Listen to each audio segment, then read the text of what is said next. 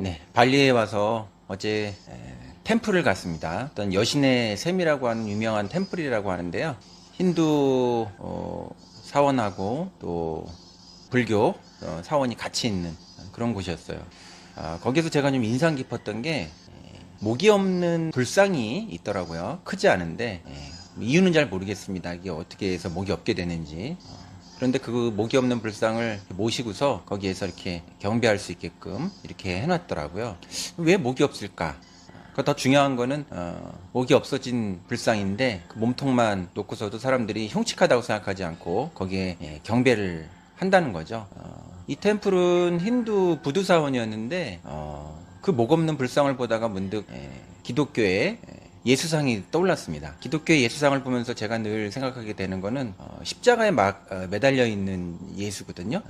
세상의 종교 중에서 저렇게 순환을 겪는, 고통을 겪는 신의 모습을 중요한 어떤 그 마크로, 상징으로 활용하는 종교가 있을까, 이런 생각이 늘 들면서 기독교에 대해서 좀 제가 특별하게 생각하는 그런 지점들이 바로 그 순환을 겪는 신이라는 그런 테마였어요. 근데 제가 이제 그 목 없는 불상을 보면서 저 목 없는 불상이나 기독교의 순환을 겪는 십자가상이나 비슷하다 이렇게 생각을 하고 있었던 바로 그 시점에 미국에서 대통령 선거에서 도널드 트럼프가 승리했다라고 하는 그런 소식이 막 전해지더라고요. 그 시각에. 묘하게 저는 뭔가 좀 특이한 좀 생각이 많이 들었어요. 그게 뭐 그 시간에 우연한 일이었겠지만, 우리가 또 순환을 겪는구나. 우리가 트럼프라는 사람을 한번 겪어봤잖아요. 사실 미국에서는 공화당 안에서도 그 계보에 없었던 굉장히 특이한 사람인데 한번 그 사람을 겪어봤음에도 불구하고 그 사람이 다시 등장하는 그런 장면을 보면서 또 미국인뿐만 아니라 전 세계가 또 순환을 겪겠구나 이런 생각이 좀 들었던 것 같아요. 뭐 정치라고 하는 거는 이제 이쪽 편을 찍을 수도 있고 저쪽 편을 찍을 수도 있는데 저는 그 정치적 이념을 떠나서 그 트럼프가 말을 하는 그런 그 화법을 보면 그 사람을 잘 알 수 있을 것 같아요. 사람이 얼굴 표정도 숨길 수는 있지만 그 말을 하는 어떤 그런 톤 앤 매너라고 하죠. 그걸 보면은 그건 숨길 수가 좀 없거든요. 그 사람에 대해서. 그 사람은 굉장히 욱박 지르듯이 말을 하죠. 그리고 뭔가 몰아붙이듯이 말을 하고 굉장히 거친 언사를 쓰고 또 굉장히 상대방을 공격하는 방식으로 이제 말을 해요. 그리고 문명의 교육 안에서 사실은 그런 형태의 말, 그런 톤 앤 매너라고 하는 거는 좀 멀리하게끔 그런 것들을 배제하게끔 훈련받는데 그 사람의 언어는 그런 점에서 보면 문명의 언어, 교육의 장안에서 우리가 구현하려고 했던 그런 인간됨의 좀 올바른 태도라고 할까요? 진화된 태도의 그런 목소리를 그 사람이 하고 있는 것 같지는 않아요. 그런 어떤 말의 태도, 스타일 자체가 그 사람의 말의 내용 같은 것들을 이제 전달하죠. 저는 이제 언어를 전공하는 사람이고 언어를 다루는 사람이다 보니까 언어를 보게 되면 그 사람을 많이 안다고 생각해요. 그 사람의 화법은 사랑이 아니고 증오, 폭력 이런 편에 좀 서 있는 말인 것 같고 또 하모니, 조화를 권장하는 말이 아니라 분열을 주장하는 말이고 또 자율하기보다는 강압과 통제 거기에 속하는 이제 말이고 또 돌봄과 나눔에 속하는 그런 어떤 화법이라기보다는 지배와 빼앗음 또 다양성을 한다기보다는 뭔가 어떤 독점의 언어라고 할까요? 그런 성격을 많이 가지고 있죠. 뭐 좋지 않은 뭐 예시가 될 수도 있지만 여하튼간에 역사적으로 보면 그런 형태의 화법과 말이라고 하는 거는 가장 올드한 형태의 남성적 언어. 이제는 남성들도 그런 식으로 이제 말을 사용하지 않아요. 근데 가장 올드한 형태의 남성적 언어. 그런 언어를 사용한다고 볼 수가 있어요. 그 한강의 채식주의자에 보면 이것이 베지테리안, 채식주의에 대한 얘기가 단순히 아니고 이 세상이 개인에게 가하는 어떤 존엄한 인간의 존엄성에 대해서 가하는 그런 폭력의 문제를 가부장의 문제, 아주 올드한, 이제는 사라져 버려야 할 그런 남성성의 문제와 관련되어 가지고 암시를 하는데, 예를 들면 육식을 하지 않는 딸에 대해서 주인공의 아빠가 억지로 다 큰 성인인데 딸의 손발을 전부 다 붙잡게 하고 입에다가 고기를 억지로 쳐넣는 그런 장면을 이제 보여주는 대목이 있죠. 그 가부장적 폭력에 대한 대표적인 어떤 항의이고 상징적인 그런 장면인데 트럼프의 그 톤 앤 매너라고 하는 것이 그런 언어와 크게 다르지 않다고 생각합니다. 문제는 이것이 민주주의라는 이름으로 행해지고 있는 선거에서 사람들이 다수의 사람들이 선택했다는 것에 굉장히 큰 딜레마가 있어요.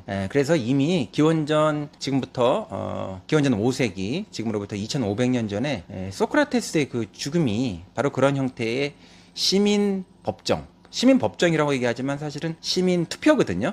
민주주의라는 이름을 이제 빙자한 투표에 의해서, 다수 투표에 의해서 가장 현명하고 성실하고 진리를 위해서 헌신했던 가장 시민다운 시민이었던 아테네의 가장 훌륭한 시민이라고 스스로도 생각했고 또 그렇게 그를 스승으로 모시는 사람이 많았던 그 소크라테스가 시민법정에서 투표에 의해 가지고 사형 선고를 받죠.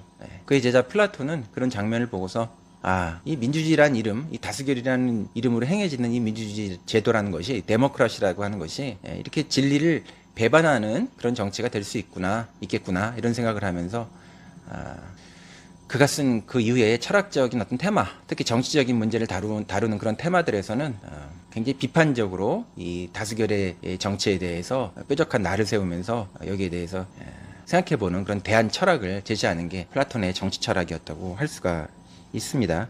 여하튼 간에 제가 보기에 이런 형태의 선거 결과는 하나의 그 문명의 쇠퇴를 저는 완연하게 보여준 하나의 그 상징적인 사건이라고 봐요. 이거는 뭐 정치적으로 이 사람이 보수적인 뭐 그런 어떤 뭐 공화당 출신이냐 또 민주당 출신이냐 이런 것을 넘어서서 그의 화법과 그가 전하는 생각 자체가 우리가 지금까지 만들려고 했었던 그런 어떤 문화의 이상이라든가 최소한의 도덕적 규범이라든가 시민적 이상하고 굉장히 반하는 것이고 거기에 대해서 굉장히 위협감을 느낄 수 있을 정도로 극단적인 사람이기 때문에 그럼에도 불구하고 다수의 사람들이 투표를 했다는 거죠. 이건 미국에서뿐만 아니라 전 세계에서 지금 일어나고 있는 큰 어떤 흐름 같은 것들을 보여주는 일이기도 해요. 그러니까 우리가 뭐 AI가 등장을 하고 뭐 기술 문명이 엄청나게 발달한 것 같지만 제가 보기에 이 문명을 관찰하면서 제가 가지고 있는 확실한 그 느낌은 뭐냐면은 관찰된 느낌 중에 확실한 건 뭐냐면은 기술은 발전하는지 모르지만 인간의 지적 사유 능력은 훨씬 더 떨어지고 있고 또 미디어라든가 뭐 기술적 자동화에 의해 가지고 깊은 생각, 비판적 생각, 성숙한 생각을 하는 능력 자체가 엄청나게 떨어져 있고 그 생각 자체를 회피하는 그런 것들을 이제 많이 관찰할 수 있어요.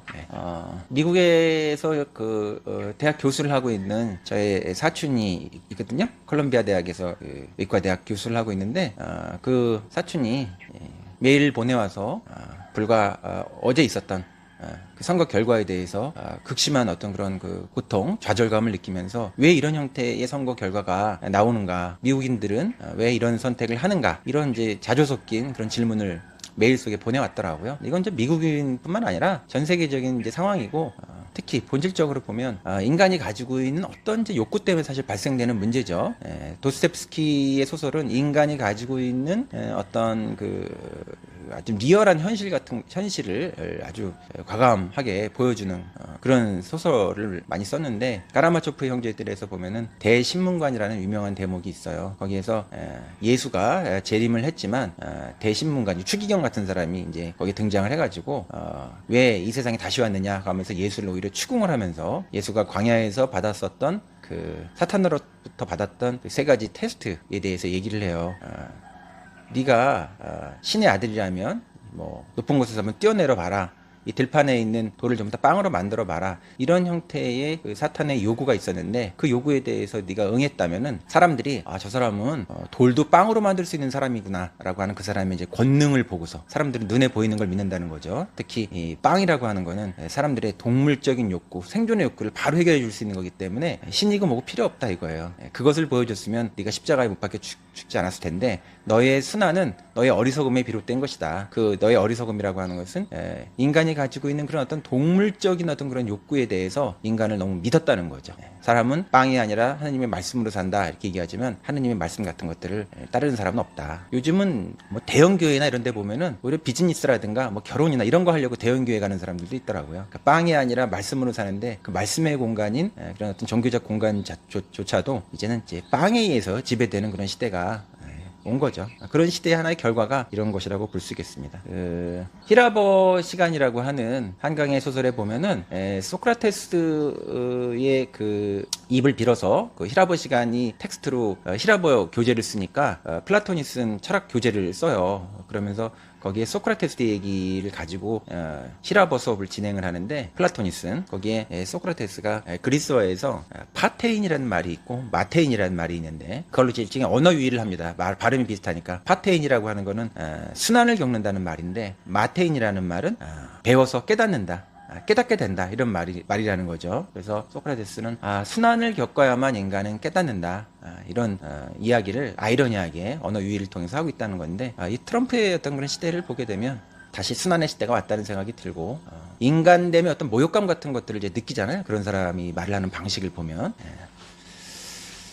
이런 생각이 듭니다. 얼마나 순환을 겪어야 인간은 깨닫는가. 헤겔이라는 그 유명한 철학자는 인간이 역사에서 배우는 것은 역사로부터 아무것도 배우지 못한다는 사실을 배운다. 인간이 역사로부터 배우는 것은 역사로부터 아무것도 배우지 못한다는 그 사실을 배우는 것이다라고 얘기를 했는데, 트럼프의 재등장을 통해서 그런 생각을 좀 하게 되고, 또 한국의 정치도 지금 뭐 유사하고 형편없기가 뭐 비슷하잖아요. 이 순환 시대의 의미를 묵상해 봐야 되는데, 그것을 트럼프의 문제로 이렇게 돌리기보다는 글을 찍은 인간의 어떤 선택, 미국인의 문제를 넘어서서 문명의 어떤 선택, 많은 이 지구인들이 지금 가지고 있는 이런 동물적인 어떤 그런 선택, 그 시간이 지금 지구의 시간이다. 그것이 갖는 의미가 무엇인가? 이거를 좀 성찰해 봐야 되지 않나, 묵상해 봐야 되지 않나, 이런 생각을 해봤습니다.